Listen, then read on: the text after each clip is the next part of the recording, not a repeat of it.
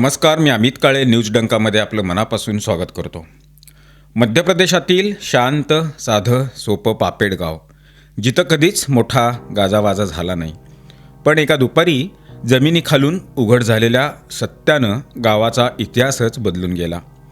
मशिदीच्या 4 भिंतींचं बांधकाम, एक साधं खोदकाम आणि अचानक जमिनीखाली दिसला एक अजब आकार. मजुरांनी धरलं तेव्हा कळलं तो साधा दगड नव्हता, ती होती प्रभू श्रीरामांची मूर्ती. क्षणात बातमी वाऱ्यासारखी गावभर पसरली. मोजक्या मजुरांच्या जागी आता जमा झाला हजारोंचा जमाव. जय श्रीरामच्या गर्जना आकाशाला भिडत होत्या. गावातलं वातावरण अचानक तापलं. उत्साह, श्रद्धा आणि तणाव सगळे एकत्र.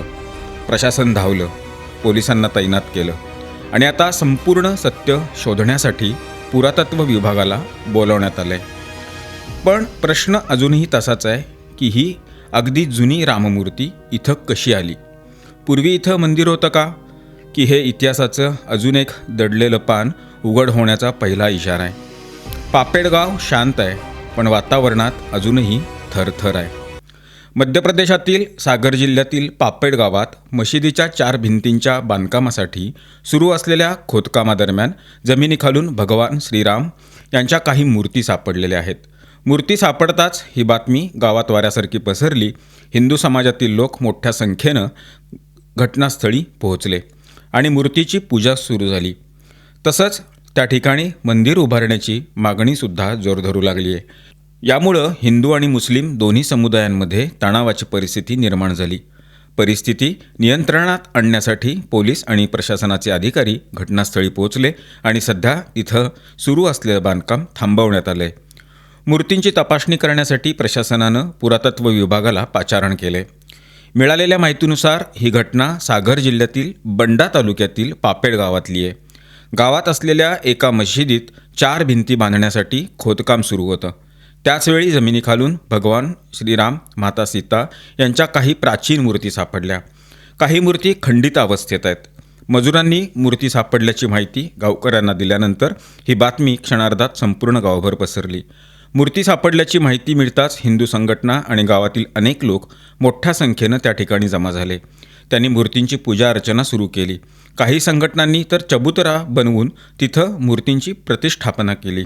हिंदू संघटनांची मागणी आहे की या ठिकाणी मंदिर बांधलं जावं. त्यांचा दावा असा आहे की इथं आधी मंदिर होतं, ज्याला पाडून नंतर मशीद उभारण्यात आली. मंदिर बांधण्याच्या मागणीवरून हिंदू आणि मुस्लिम दोन्ही समुदायातील लोक आमनेसामने आले. मुस्लिम समुदायाचा दावा असा आहे की ही जमीन सुमारे 200 वर्षापूर्वी मशिदीसाठी देण्यात आली होती. तसंच त्यांचं म्हणणं आहे की मूर्ती मशीद परिसरात सापडलेल्या नसून जवळच्या दगडांच्या ढिगाऱ्यातून सापडलेल्या आहेत. नंतर त्या परिसरात आणून ठेवण्यात आल्या. दोन्ही बाजूंच्या दाव्यांमुळं गावात तणावाचं वातावरण निर्माण झालं आहे. तणाव वाढताना पाहून पोलीस आणि प्रशासनानं तत्काळ घटनास्थळी धाव घेतली. अधिकाऱ्यांनी दोन्ही बाजूंना समजावून सांगितलं, शांत करण्याचा प्रयत्न केला. बंडाचे प्रांताधिकारी नवीन ठाकूर यांनी सांगितलं की सध्या तिथं सुरू असलेलं बांधकाम थांबवण्यात आलं आहे आणि त्यांनी स्पष्ट केलं की ही जागा मशिदीच्या मालकीची आहे, परंतु तपास पूर्ण होईपर्यंत कोणतंही बांधकाम होणार नाही. सापडलेल्या मूर्ती पोलिसांच्या निगराणीखाली ठेवण्यात आलेल्या असून पुरातत्व विभागाकडून त्याची तपासणी केली जाणार आहे. तपासानंतरच मूर्ती किती जुन्या आहेत आणि त्यांचा ऐतिहासिक संदर्भ काय आहे हे समजू शकणार आहे. वृत्त आहे पश्चिम बंगालमधलं. पश्चिम बंगालमध्ये तृणमूल काँग्रेसचे आमदार हुमायूं कबीर यांनी घोषणा केली आहे की ते 6 डिसेंबर रोजी मुर्शिदाबादच्या बेलडांगा गावात बाबरी नावाची एक नवी मशीद उभारणार आहेत, त्याची पायाभरणी करणार आहेत. ही तारीख बाबरी विध्वंसाची आहे. भारतीय जनता पक्षानं याला उघड हिंदू विरोधी राजकारण असं म्हटलेलं आहे. भारतीय जनता पक्षाचा आरोप आहे की तृणमूल काँग्रेस मुस्लिम तुष्टीकरणाला प्रोत्साहन देत आहे आणि आगामी निवडणुकांसाठी जाणून बुजून अशा वादांना हवा देत आहे. भाजपच्या खासदारानं एवढंही म्हटलं की जर बाबरी मशीद बांधली गेली तर त्याच्या विरोधात राम मंदिर उभारण्यात येईल. या घोषणेनंतर बंगालमध्ये सांप्रदायिक तणाव वाढण्याची शक्यता व्यक्त केली जाते. तृणमूल काँग्रेसचे आमदार कबीर यांच्या घोषणेनंतर भारतीय जनता पक्षाचं म्हणणं आहे की 6 डिसेंबर ही तारीख आणि बाबरी हे नाव मुद्दाम निवडलं गेलं आहे. याचा उद्देश हिंदू समुदायाच्या भावना भडकावणं आणि सांप्रदायिक ध्रुवीकरण करणं असा भारतीय जनता पक्षाचा आरोप आहे. भारतीय जनता पक्षाचे खासदार ज्योतिर्मय सिंह महतो यांनी तीव्र विरोध करत सांगितलं, बाबर हा एक लुटेरा होता, त्याच्या नावावर काहीही बांधणं मान्य होणार नाही. भाजपाचा थेट आरोप असा आहे की सत्ताधारी तृणमूल काँग्रेस फक्त मुस्लिम मतांचा लाभ घेण्यासाठी हे करत आहे.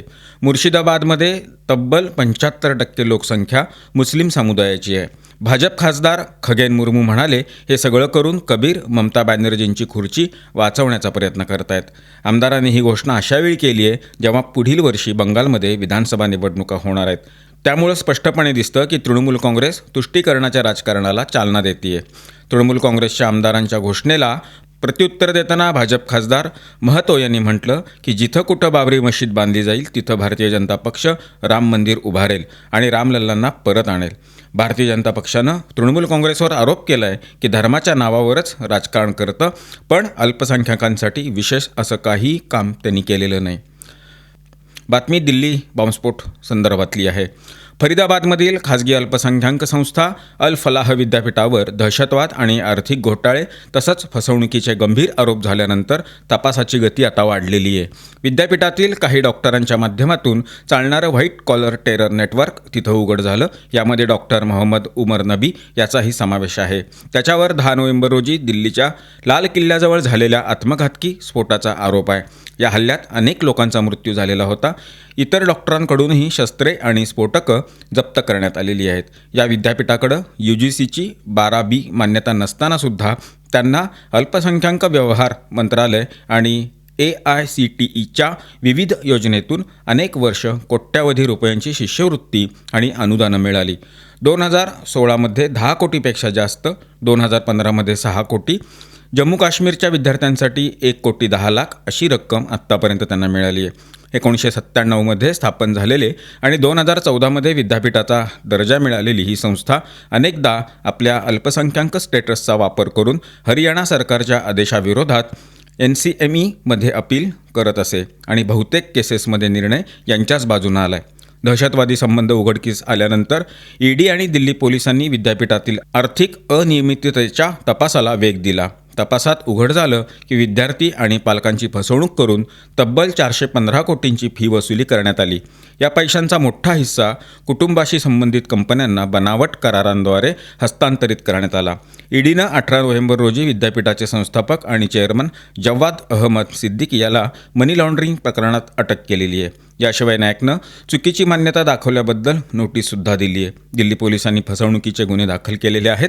तथापि विद्यापीठाचं असं म्हणणं आहे की हे अटक झालेले डॉक्टर हे फक्त व्यावसायिक नात्यानं विद्यापीठाशी जोडलेले होते. संस्था तपास यंत्रणांना संपूर्ण सहकार्य करेल.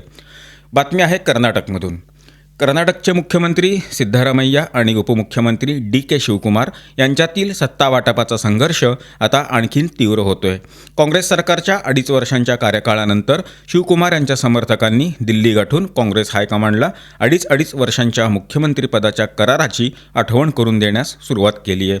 शिवकुमार यांचे 10 समर्थक आमदार गुरुवारी आणि बाकीचे शुक्रवारी दिल्लीला पोहोचले. यामध्ये मंत्री N.